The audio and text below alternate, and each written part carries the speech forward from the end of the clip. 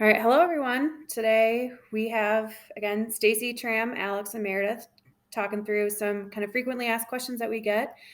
And so today we thought we would kind of talk about what you should or should not do when you get a notice or a Nexus questionnaire or any sort of tax paper from a jurisdiction. Any So love letter. a love letter, as we Right, so right, lovingly call them.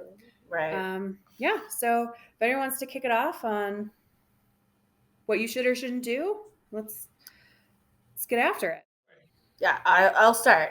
it. Don't freak out. So, the states send letters for lots of different reasons. It doesn't necessarily mean it's bad. It doesn't necessarily mean that there's any action items. It doesn't necessarily mean you owe the tax that might sit on that. So just take a deep breath, look at it, and then see whether there's something that needs to be dug into. That's one rule of thumb. It's interesting. We have a lot of clients who are automated with various sales tax software engines, and these systems allow the compliance process to be, essentially hands off and automated. Now, obviously, we recommend you keep an eye on it, but that's a separate conversation. Some states like to send blank returns, like Texas is notorious for this, right? They'll have your information, your company information in the header, and they'll send you a blank return ahead of time as a courtesy reminder to fill the darn thing out. And it's almost like they're expecting you to pencil it in and everything. But it's 2022, so we don't do that anymore. So that's one of those types of notices where you can confirm what it is, and then that one throw away, because your engine will take care of the filing, or your third party provider will take care of the filing if you're set up with somebody. If you're doing it yourself, obviously use the letter. I have another one. Don't ignore it. Like to Stacy's point, don't freak out, but don't ignore it. You got to read through it. And if you don't understand it, you definitely call your state and local tax advisor like us, Saltivation, and then ask for help.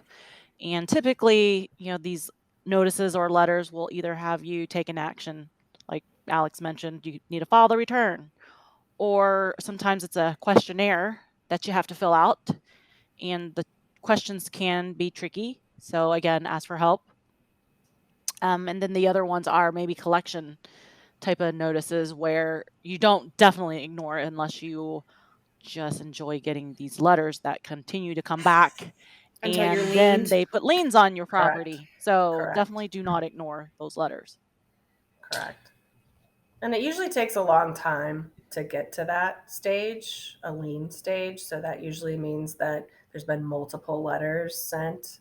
The states are usually pretty good about giving enough advanced kind of warning, some leeway there before you get that kind of a notice. But those are definitely, to your point, Tram, notices not to ignore.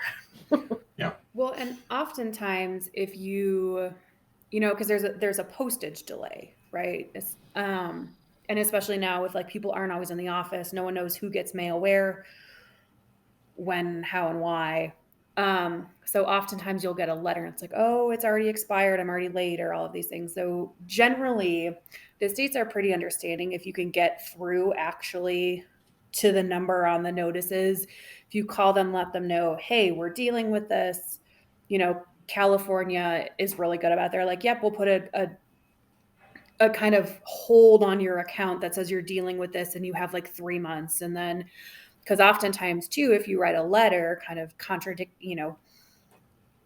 in response to this notice, either a dispute or just a whatever, it gets stuck in processing. And so you can kind of validate that and they'll put a hold on it.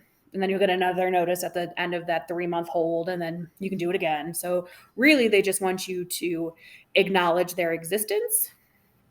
And they're usually pretty flexible, and then you have time to, kind of resolve it or work with someone to resolve it. Sometimes you will get a letter that has a huge number on it. Mm-hmm.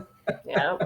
Yep. And human nature will be to freak out. Mhm. Don't. That is some sort of jeopardy assessment type of notice where the state has felt like they're being ignored by you.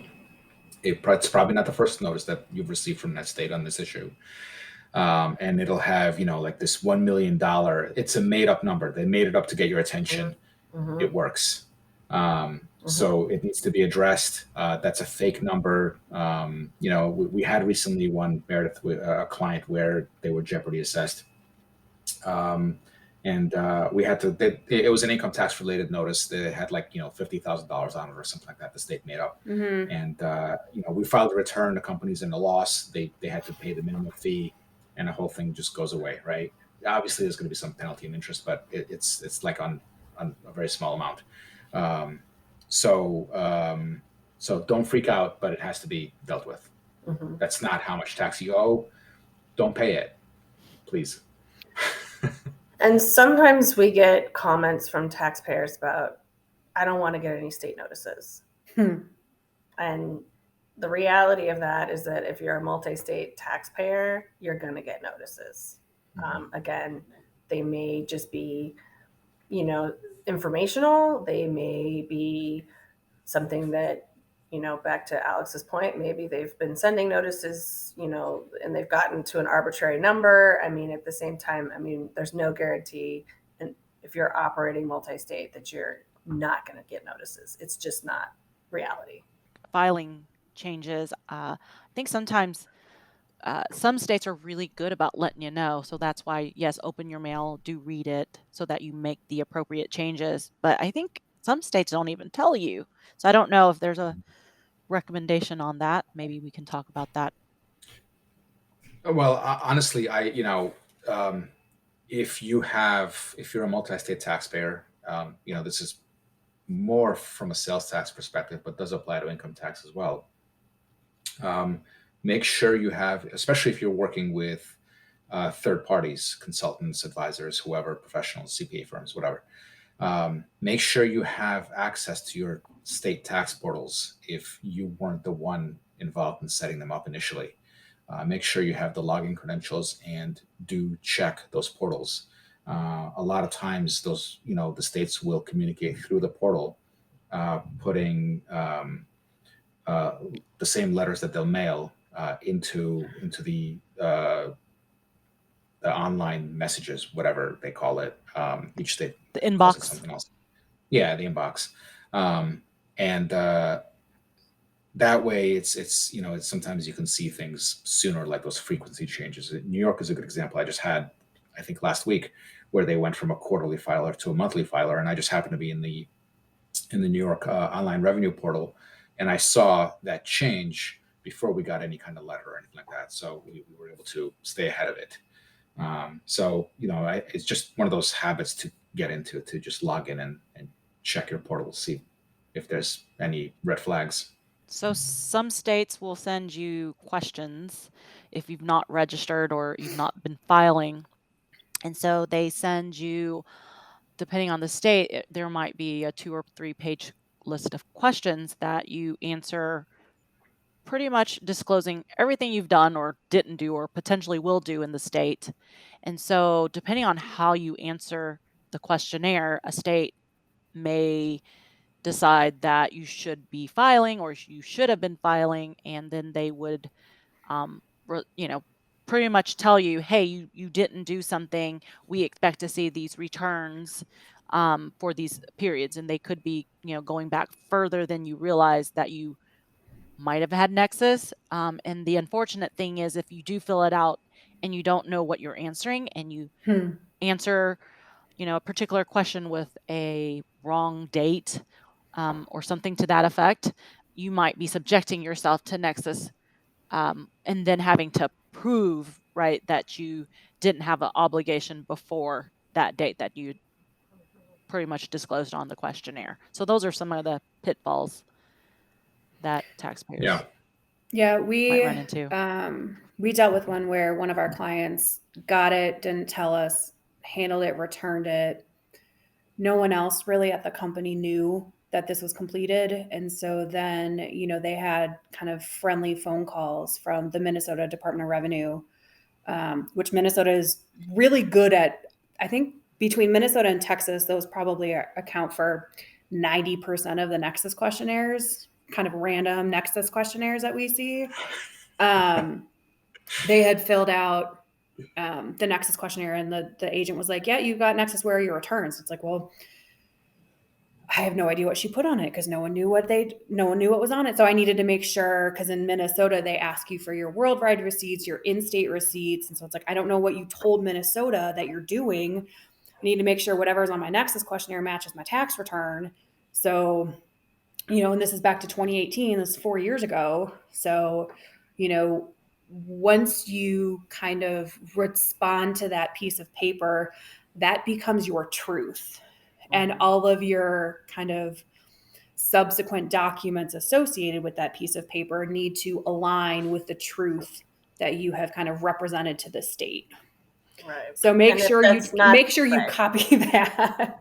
Well, there's that, but it's also make sure that that's the truth, right? Because if it's not the truth, back to Tram's point, it's very difficult to get the state to change the answer.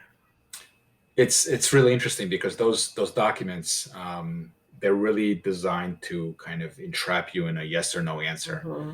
And a lot of times, your business activities, especially across multiple states, are not that clear. Mm-hmm. There's a lot of gray area in the law about various activities, multi-state activities. So, don't ignore it. You should answer it. You don't always have to say yes or no.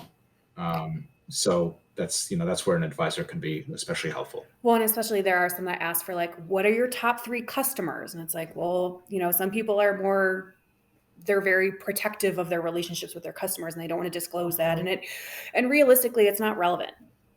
Like, if I'm doing business in the state, I check the box that I go visit my customers. Why do you care if I went to, XYZ company?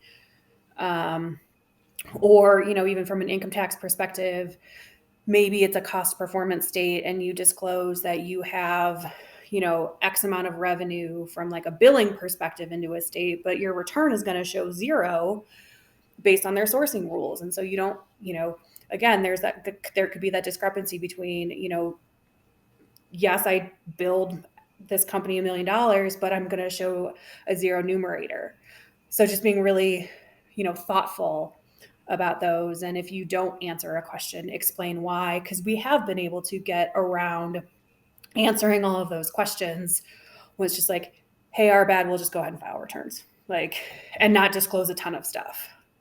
Well, and I think when they ask about, like, there are some states that ask if you have affiliate entities or related entities. So they're trying to put together that picture of, what might potentially create Nexus. So that's the Nexus questionnaire. So your customers, your subsidiaries, or your, affiliated companies, by disclosing them, I think in some states they may try to stick Nexus with you that way. So just understanding truly what you're disclosing is like important in terms of structure, even, and Yes, who you're engaging with. Absolutely. So I think short story here is, if you get some paperwork from the states, call us. Don't freak out, but don't. Absolutely. All right. Well, thanks everyone for stopping in. And this is Alex, Tram, Stacy, and Meredith with Saltivation. And we'll catch you next time. Thanks, everyone. Thank you. Bye.